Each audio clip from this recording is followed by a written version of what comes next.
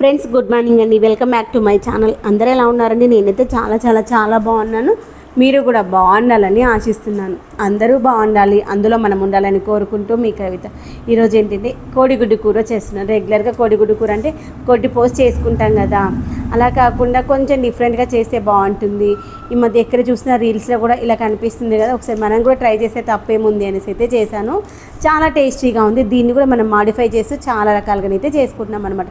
ఈరోజు ఏంటంటే నేను ఒక 4 కోడిగుడ్లు తీసుకొని ఒక గిన్నెలో అవి కొట్టి పోసేసుకొని దాంట్లో మనకు రుచికి తగినంత ఉప్పు, కారము, అల్లం వెల్లిగడ్డ పేస్టు, పసుపు, కొంచెం ధనియా పౌడరు, దాంతోపాటు కొంచెం పాలు, కొంచెం కొత్తిమీర, కొంచెం ఆనియన్స్ వేసేసుకొని మంచిగా మనము ఆమ్లెట్ వేసుకోవడం కోసం ఎలా చేస్తాం అలా చేసి గుంత పొంగనాల పీటలో ఆయిల్ వేసేసి మంచిగా ఒకసారి కాలిన తర్వాత మళ్ళీ ఇంకొకసారి మర్రేసుకున్నాను. తర్వాత ఇప్పుడు నేను ఏంటంటే ఇది పులుసులాగా చేసుకోవాలి. చాలా బాగుంటుంది. ఈ కర్రీ అన్నంలోకి తిన్నా బాగుంటుంది, లేదంటే రైస్లోకి తిన్నా బాగుంటుంది. తర్వాత మనము ఒక గిన్నె తీసుకొని దాంట్లో ఆయిల్ వేసి కొన్నేమో చిన్న చిన్న గడ్డలు తీసుకోవాలి, కొన్నేమో ఆనియన్స్ సన్నగా కట్ చేసి తీసుకోవాలన్నమాట. చిన్న గడ్డలు ఉంటాయి కదా, మన సాంబార్ గడ్డలు అంటారు, సాంబార్ ఉల్లిగడ్డ అంటారు, అవి తీసుకోవాలి. ఉల్లిగడ్డ మంచిగా మగ్గిన తర్వాత మనం చిన్న చిన్నగా ఉన్నటువంటి ఉల్లిగడ్డలు పొట్టి తీసేసి అట్లా వేసాక గడ్డలు కదా అవి కూడా వేసి ఒక 5 నిమిషాలు ఉప్పు కూడా వేసేసుకొని మంచిగా మగ్గనియాలి. ఆనియన్స్ కింద ఉన్న సన్నగా కట్ చేసిన ఆనియన్స్ మగ్గిపోయిన తర్వాత అల్లం వెల్లిగడ్డ పేస్టు, పసుపు వేసేసి మరొక 2 నిమిషాలు మూత పెట్టుకొని మగ్గనిచ్చామనుకోని ఆ యొక్క పెద్దగా ఉన్నటువంటి ఆనియన్స్ కూడా మంచిగా ఉడికిపోయి కర్రీ అయితే సేమ్ నాన్ వెజ్ తిన్న ఫీల్ అయితే వస్తుంది. గుర్తుపెట్టుకొని నాకు దీనికి వాయిస్ ఓవర్ ఇస్తుంటే నోరు ఊరుతుంది అనమాట, అంత కమ్మగా ఉందన్నమాట. తర్వాత ఈ స్టేజ్లో మనము కారం, ఉప్పు వేసేసుకోవాలి.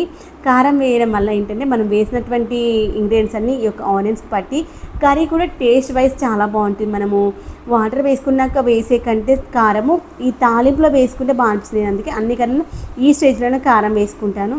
కారం వేసేసుకొని తర్వాత మనకు రుచికి తగినంత మనం ఎంత తీసుకుంటామో క్వాంటిటీ గ్రేవీ ఎంత కావాలో అంత వాటర్ వేసుకోవాలి. దాంతోపాటు నేను జీలకర్ర పౌడర్ కూడా వేసుకున్నాను. జీలకర్ర పౌడర్ చాలా బాగుంది. తర్వాత దీంట్లో మనం వాటర్ వేసుకోవాలి. ఇక్కడ నేను కొంచెం చింతపండు రసం అయితే తీసుకున్నాను. మన ఇష్టం, చింతపండు రసం కావాలంటే చింతపండు రసం తీసుకోవచ్చు, లేదు అంటే మనకి అప్పుడైతే నేను చేసినప్పుడు మామిడికాయలు లేవన్నమాట. మామిడికాయ ఉందనుకోండి మన ఇంట్లో, అప్పుడు ఏంటంటే మామిడికాయ ముక్కలు వేసుకోవచ్చు. ఈ మధ్య ఏంటంటే మామిడికాయలు ఉన్నాయన్నమాట ఇంట్లో, కోతకాయలు తెచ్చుకునేవి ఉన్నాయి, తినట్లు పుల్లగా ఉన్నాయి, అవే కోతకాయలు వేసిన పప్పుచారు చేసిన ఇలాంటి చారు చేసుకున్న ఈవెన్ కాకరకాయ చారులో కూడా ఆ యొక్క మామిడికాయనే వేసుకున్నాను. ఎందుకంటే ఎక్కువగా చింతపండు తినొద్దు అంటున్నారు కదా, అందుకోసమని. తర్వాత చింతపండు రసం వేసుకొని మంచిగా మసులుతూ ఉన్నప్పుడు కొంచెం జీలకర్ర మెంతుల పౌడర్, కొంచెం ఏంటి చక్కెర వేసుకున్నాం అనుకోండి, దాని పులుపుని బ్యాలెన్స్ చేస్తుంది అనమాట. ఏంటి జీలకర్ర మెంతుల పౌడర్, చక్కెర ఏంటంటే మనకి పులుపుని బ్యాలెన్స్ చేస్తుంది. తర్వాత మనం కొంచెం గరం మసాలా వేసుకుంటే ఆ యొక్క నాన్ వెజ్ ఫ్లేవర్ అయితే వస్తుంది. ఇలా మంచిగా వాటర్ మంచిగా మసులుతూ ఉండాలి. మసులుతూ ఉన్నప్పుడు కొంచెం ఒక స్పూను కసూరి మేతి చేతిలోకి తీసుకొని మంచిగా క్రష్ చేసి వేసామనుకోండి, హోటల్లో తిన్నప్పుడు మనకి ఏ ఫ్లేవర్ అయితే వస్తుందో ఆ ఫ్లేవర్ అయితే వస్తుంది.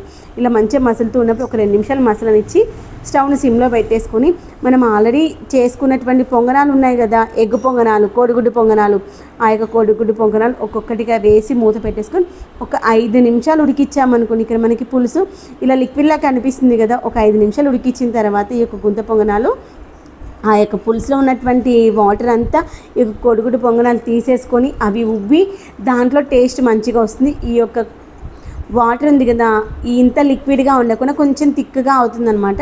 అప్పుడు దాన్ని మనం అన్నంతో తిన్నా, చపాతీతో తిన్నా చాలా బాగుంటుంది.